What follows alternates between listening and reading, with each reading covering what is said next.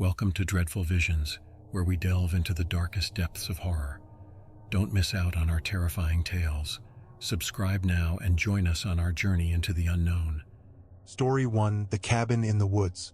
It was supposed to be a relaxing weekend getaway for 4 friends: Alex, Dave, Emily, and Sarah. They rented a cabin deep in the woods, miles from the nearest town. The cabin was charming, with its rustic appeal and a view overlooking a serene lake. It seemed like the perfect escape from their hectic city lives. The first day went by without incident.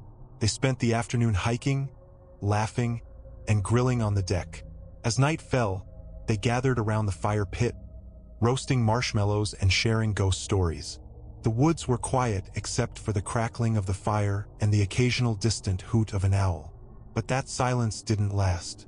Around midnight, Emily pointed out something odd. She could hear faint music, like someone playing an old, crackling radio. The others dismissed it, thinking it was just her imagination. After all, they were in the middle of nowhere. But as the night wore on, the music grew louder. It was tinny, distorted, and definitely coming from somewhere nearby. Feeling uneasy, Dave suggested they check it out. They followed the sound, flashlights in hand, into the trees. The deeper they went, the louder the music became, like it was leading them somewhere. Eventually, they came upon an old, abandoned shack, hidden among the trees, its windows shattered and roof caving in. The music was blasting from inside, despite the place looking like it hadn't been touched in decades. Against better judgment, Alex pushed the door open. Inside, they found an old radio sitting on a table, playing a static-filled melody. What was strange, though, was that there was no electricity, no wires, no generator, nothing that could power it.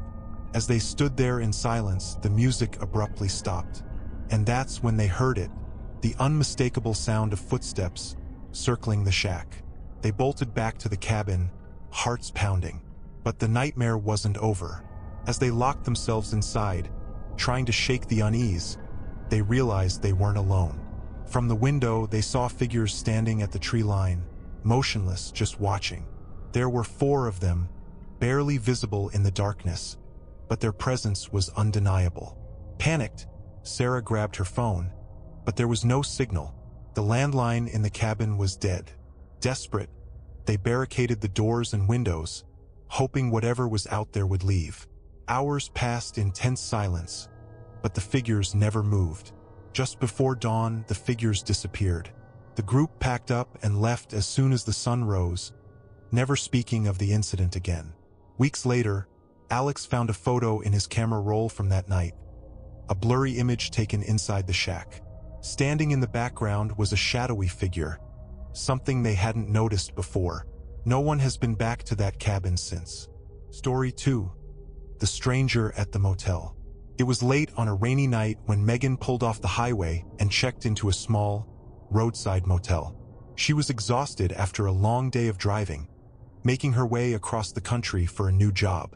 The motel wasn't much, just a row of rooms with peeling paint and flickering lights, but it was the only place around for miles. The motel's owner, a middle-aged man with a gruff voice and weary eyes, handed her the key to room 12. "Lock your door and don't open it for anyone," he said. Megan thought it was a strange comment but chalked it up to small-town weirdness. She just wanted to get some sleep.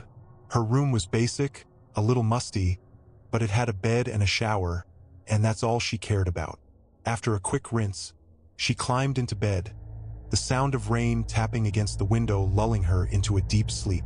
Sometime in the middle of the night, she was startled awake by a soft knocking on her door.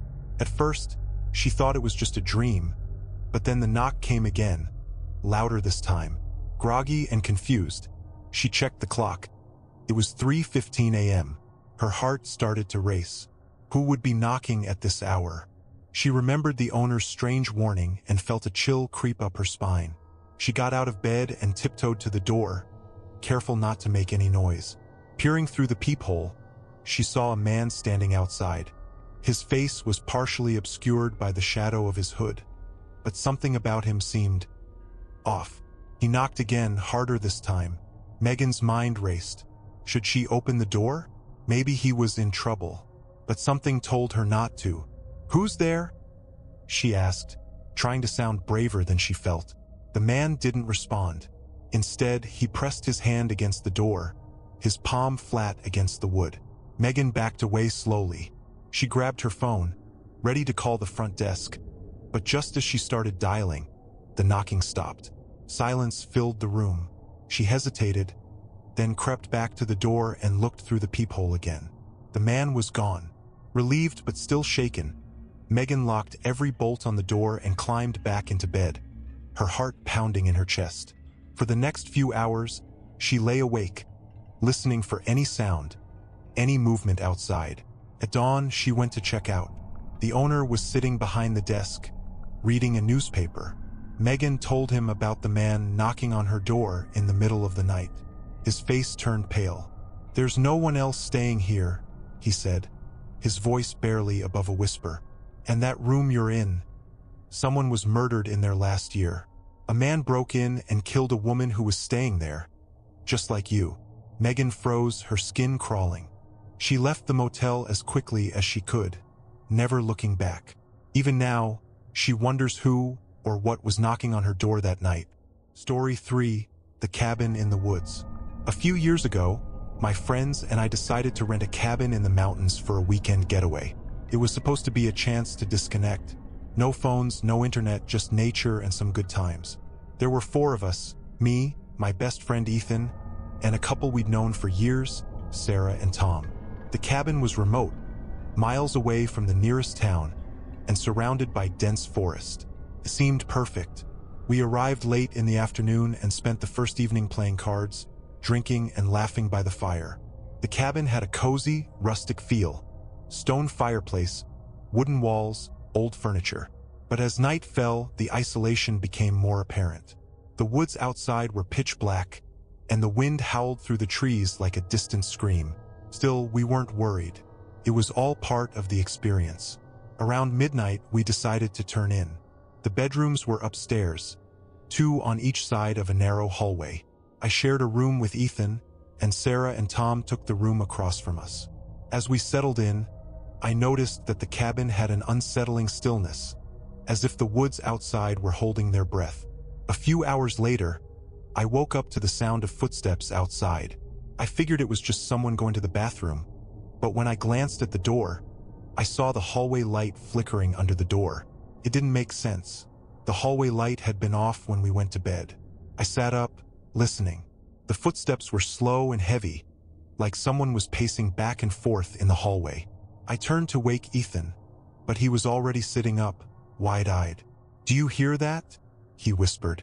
We both stared at the door, and the footsteps stopped. For a moment, there was silence.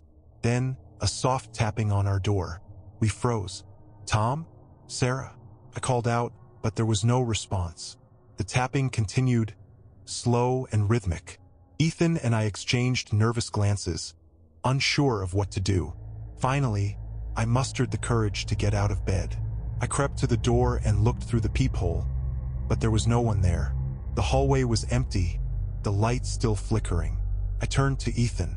"There's no one," I started to say, but I was cut off by a loud crash from the living room downstairs.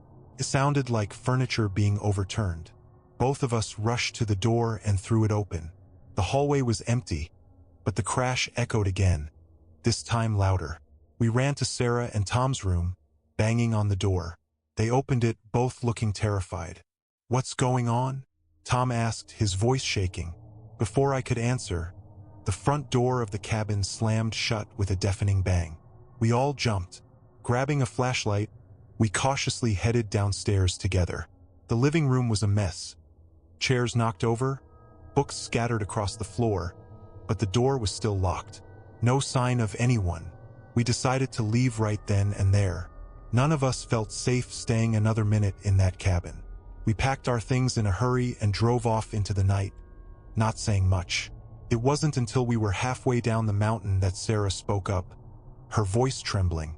"When you guys came to our door," she said, "we thought it was one of you knocking earlier, but when we looked through the peephole, there was a figure standing there, just standing in the middle of the hallway. It wasn't either of you." None of us said a word after that. We just drove, the weight of what had happened sinking in. To this day, I still don't know who or what was in that cabin with us, but I've never gone back to the mountains since. If you have enjoyed watching this video and are a fan of horror stories and scary things like this, please subscribe and comment down below any suggestions as to what you would like to see on this channel. Thank you for watching and have a good day.